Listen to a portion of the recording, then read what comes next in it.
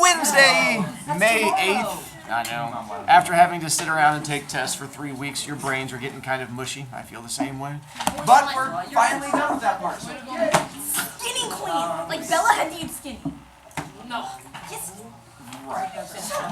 We'll finish out that part. From there, again, I'll go to the place and buy the stuff, and you'll have the opportunity next week. Tomorrow, we are going to be having a quiz up through the end of Chapter 4. Correct. We are still currently in Chapter 1. As of now, don't worry if you're not all the way there yet, because we're going to read together. But if we take a look at it, like Chapter 2 is short, 3 is really short, 4 is short. So like all of them together, they don't take a whole lot of pages together. And so we'll probably talk about it and get into it from there to try and help you out. We'll sort of see how far we get here. Yo-yo! Oh man. Yes. I only have 30 points. Wait, what side? Can I take a picture? Actually, Awfully by Please stop off. I didn't do it yet. as much as we can. I'm going to I'm do it. I'm pretty sure everyone in here does not read it. I know you do it to like so we can all read it. But like, can we like I'm very sorry. student read or something so we can like go by quicker? But you read. No, I read. I'm actually so good. You should let me read. Tell us something. No, you're not reading out of everybody. Are you joking? You're the last person on the got 233 on your I can hear it out loud. Go sit down. He's not sharpening. Well, Holy glaze. Why are you glazing? Why am I losing points? Well, I wasn't. I was charging those two kids points, but I can charge you points also. Yeah. I'm don't charge me points. Well, that's too late now. You and Manasvi yelling at each other solved that problem. I know. You know, the best way is to just not engage with her and just let her lose her points on her own. excuse me. You're excused, but you still do it. Alright, and then we have satire, which is me giving Manasvi a hard time, no matter what look she gives me. And let's see what we got. Goodness. And then we've just gotten past that.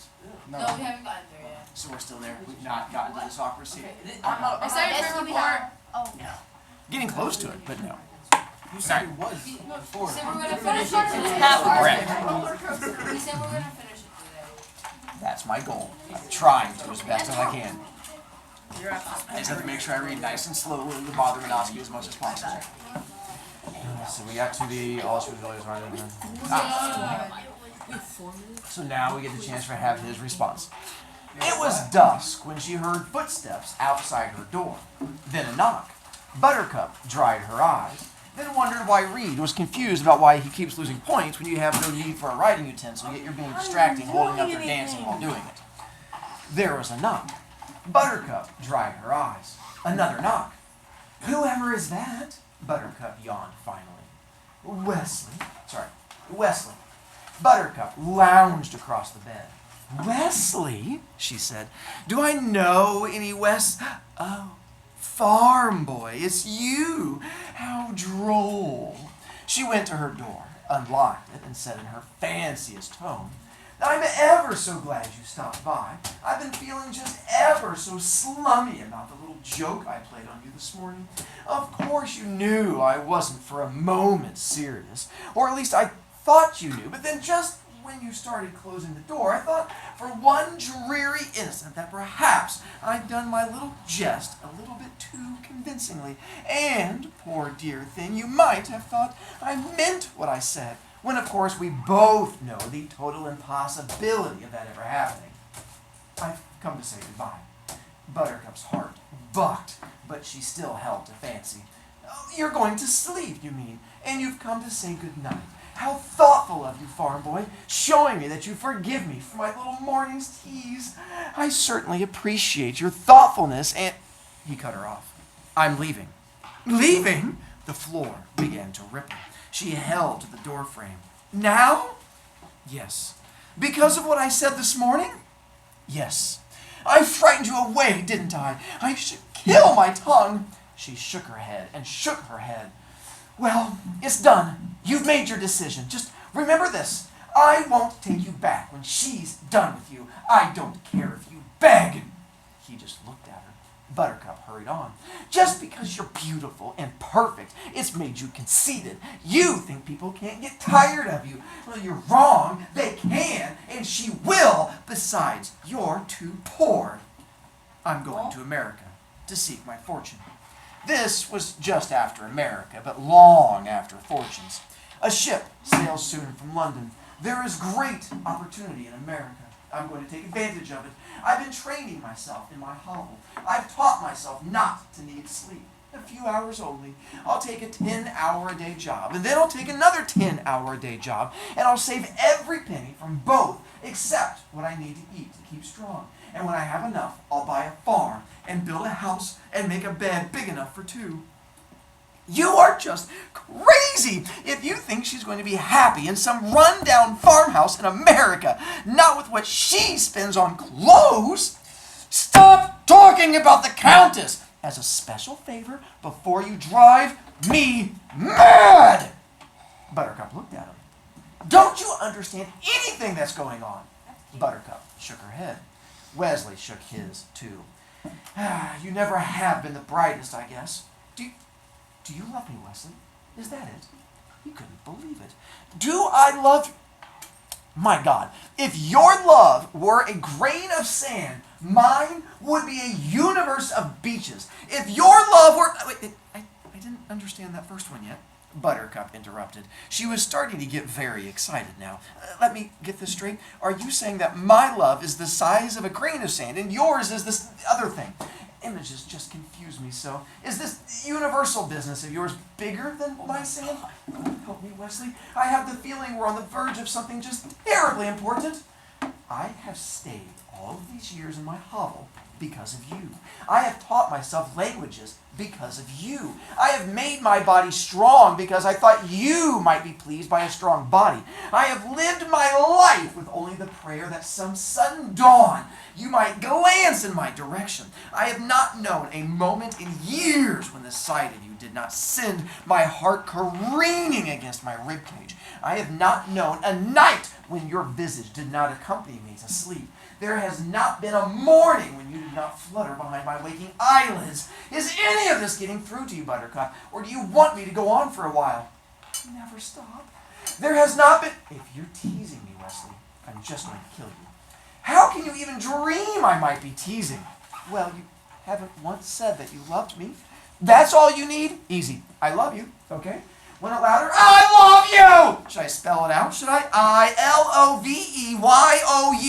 Do you want it backwards? You love I. You're teasing me now, aren't you?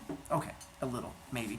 I've been saying it so long to you that you just wouldn't listen. Every time you said, farm boy, do this, you thought I was answering, as you wish. But that's only because you were hearing wrong.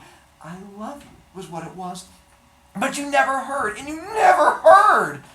I love you now, and I promise you this, I will never love anyone else. Oh, Wesley, sorry, only Wesley, until I die.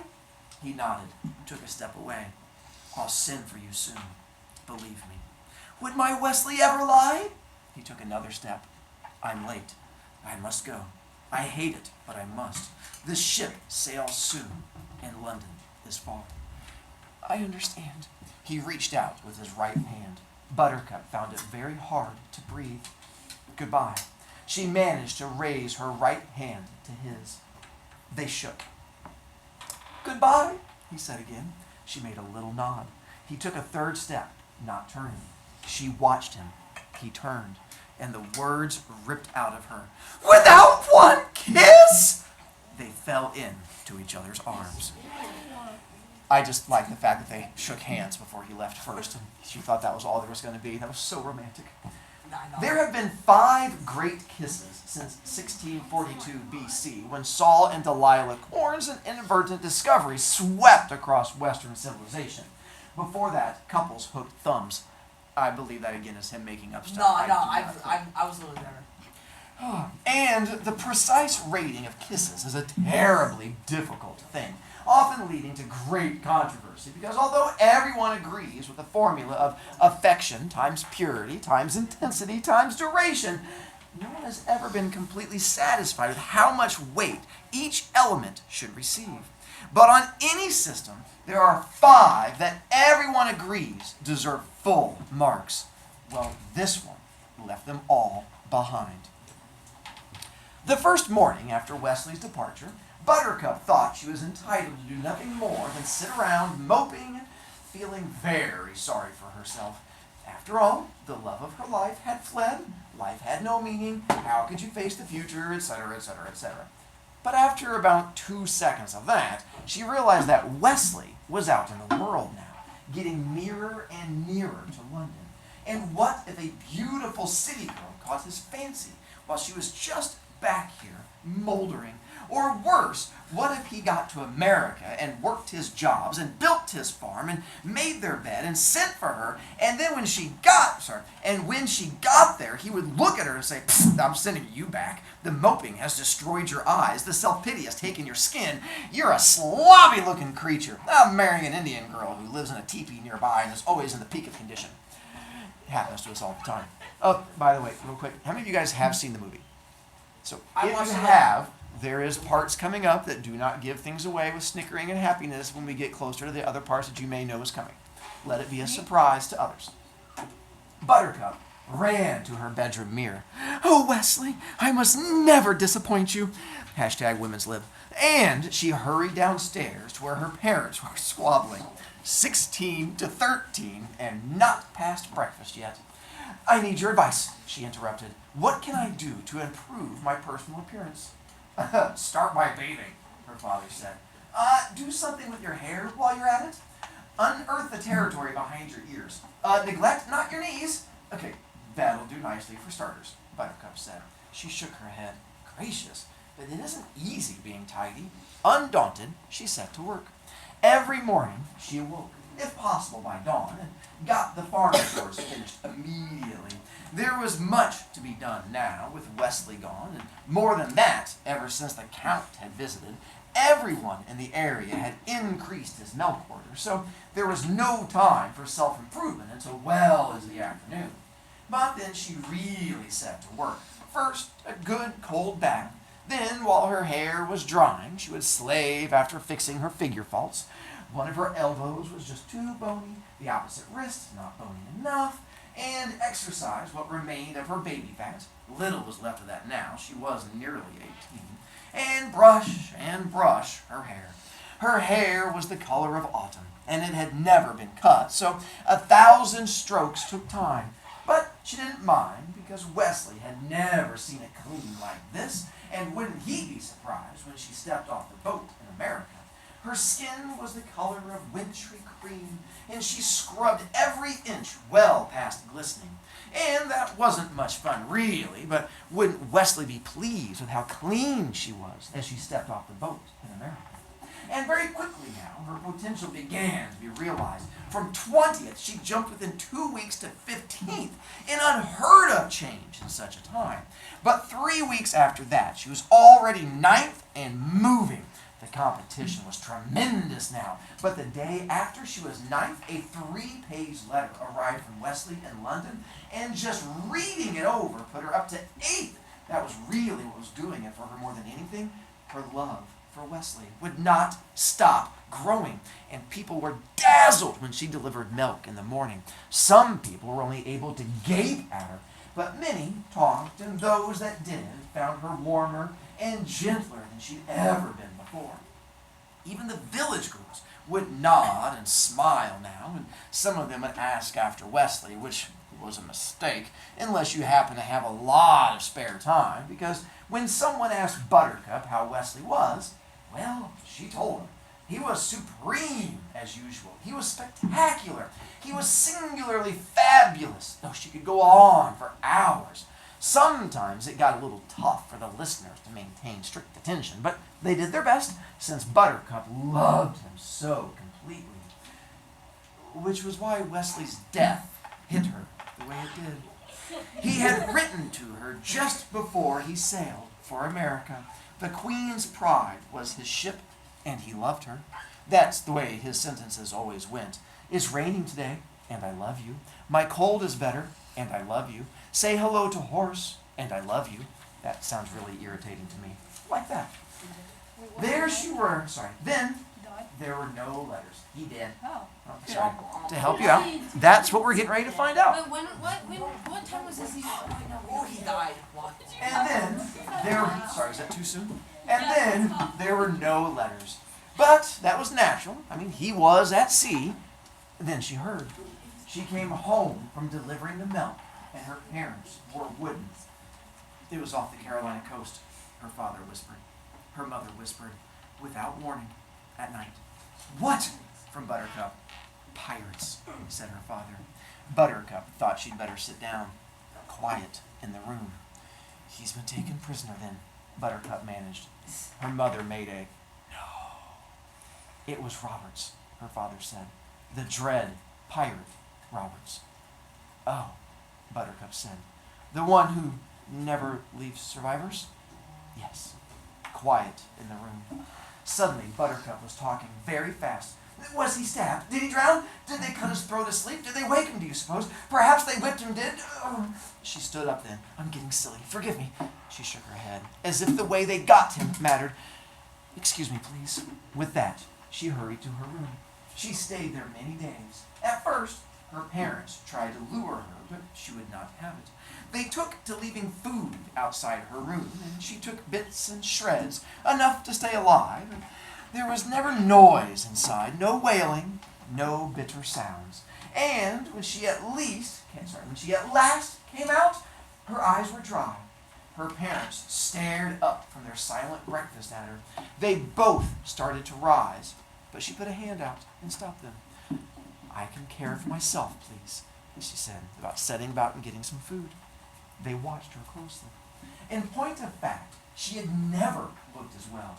She had entered her room as just an impossibly lovely girl. The woman who emerged was a trifle thinner, a great deal wiser, an ocean sadder. This one understood the nature of pain, and beneath the glory of her features there was a character and sure knowledge of suffering. She was 18. She was the most beautiful woman in 100 years. She didn't seem to care. You all right? Her mother asked. Buttercup sipped her cocoa. Fine. You're sure? Her father wondered. Yes, Buttercup replied. There was a very long pause. But I must never love again. She never did. End of chapter 1. So it's the fact that it builds up this great big love story and everything's great and you have this giant roller coaster ride back and forth and then he dies. And this is the fact that now... Is that your favorite part?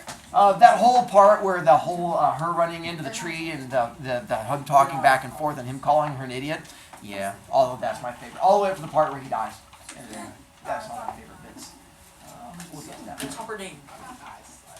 So, Wait, who's the guy on the front page? he has not been introduced yet. Actually, his He's name coming is- in later. His name Is- is Physique. Oh, no, but a good try. It's Pheasant. That's a different guy. Yeah, he's a different guy. I love Pheasant. He's So- my favorite character. Here's my plan for tomorrow. Looking at chapter 2, if you starts on what page is that? Not that funny. 73. Chapter 2 goes all the way until 77 is all of chapter 2. Chapter 3 is the long chapter. So if you go all the way to page 81, chapter 3 is all the way to 90. So chapter 3 is 9 pages. Now here's where it gets really rough. Look at chapter 4, where you get to page 91, and it is all Oh, so of long. 2 pages. 1 page, or 1 and a and a half. third page. So they're not very long ones from there. My goal for tomorrow is we're going to have a quiz over chapter from the introduction, since you had to read it. Oh, might as well give you a quiz over it. Up through the end of chapter 4 from there. If you are not done reading tomorrow, that's fine. My goal is if you get the quiz done in class, you have a chance of getting an A. If not, you can still get up to a B+. And I figured that way those of you who might not be able to get through the reading quite as much, if you want to spend tomorrow reading instead, that is absolutely fine with me. And then if you have to take it home, you can still get a B+. And I figure it's just that way to reward those kids who are slightly stronger readers and get a chance to get there. My goal is there's going to be a part in chapter 5 that we're going to try to get to, and that'll be into next week. At this point, you're more than welcome to continue reading on your own. Like, I think the next checkpoint I'm going to be doing with you is like page 142, which is deep into chapter 5. And so I'm going to try to give you guys time to read because, as Menashe's pointed out, This is a thick book, and you guys are going to be reading at different speeds, so there's going to be checkpoints I'm going to try to get you to, but some of you guys will tear through this book much faster than others. Some of you guys might be a little bit slower, which is understandable. Again, it's a thick book. So at this point, you know your time. If you are a faster reader, then you can tear through it. My only thing will be, again, not giving things away. If you've seen movie, it does give away some parts in Chapter 5, but as soon as you start Chapter 5, you're going to see that there is a lot that is not necessarily in the movie. Read. This is named Count Rugen. It is not Count Rugen either. We've already met Count Rugen. Is it Vizinic? Vizini? Yes, No, not Vizini either. So many fun guesses that you have. Oh, I know what it is.